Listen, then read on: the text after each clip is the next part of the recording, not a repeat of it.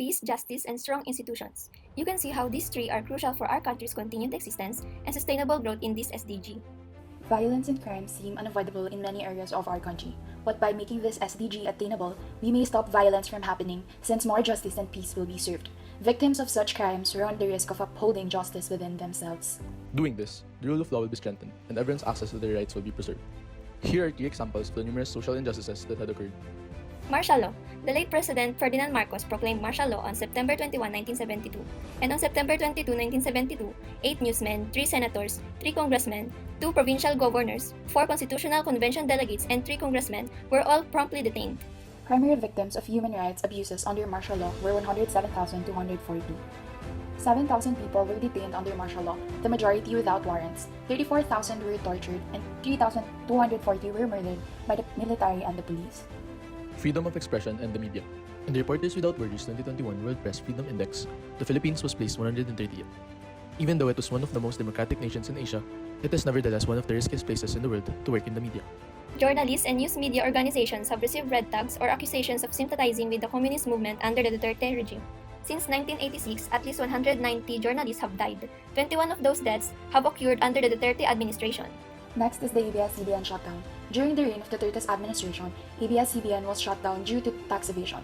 However, it is not only about that. According to Professor Luis Teodoro, punishing a media organization for its reporting is a form of censorship.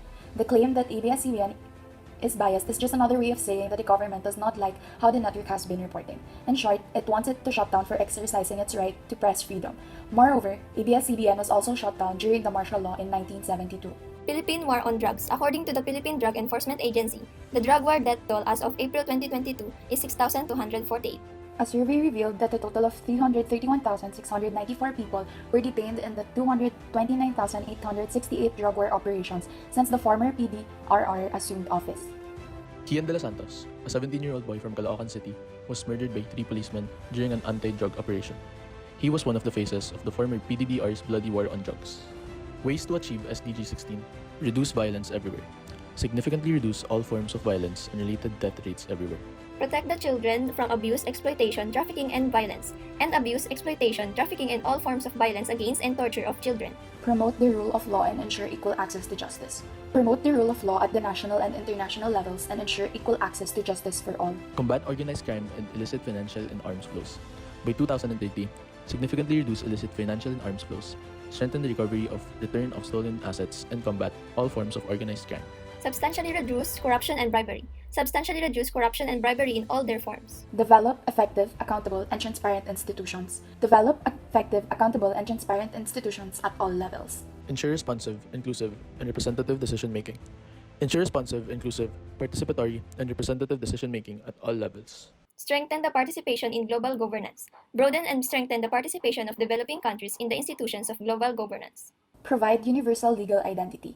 By 2030, provide legal identity for all, including birth registration. Ensure public access to information and protect fundamental freedoms. Ensure public access to information and protect fundamental freedoms in accordance with national legislation and international agreements.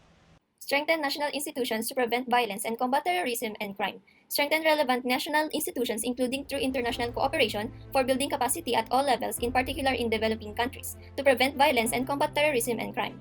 Promote and enforce non-discriminatory laws and policies. Promote and enforce non-discriminatory laws and policies for sustainable development. You can achieve the targets of this SDG from your home by doing the following. Stay up to date with current events. Update yourself through the news and discuss issues with family and friends. Exercise your right to suffrage and vote wisely. Learn and discuss the platforms of the candidates with your family or community for the upcoming elections. Say no and do not use illegal drugs and firearms. Report any crime to the designated authorities, regardless of the socio-economic status of the offender. Be active in national and local decision-making processes, wherever applicable. Promote transparency and continuity in your business operations.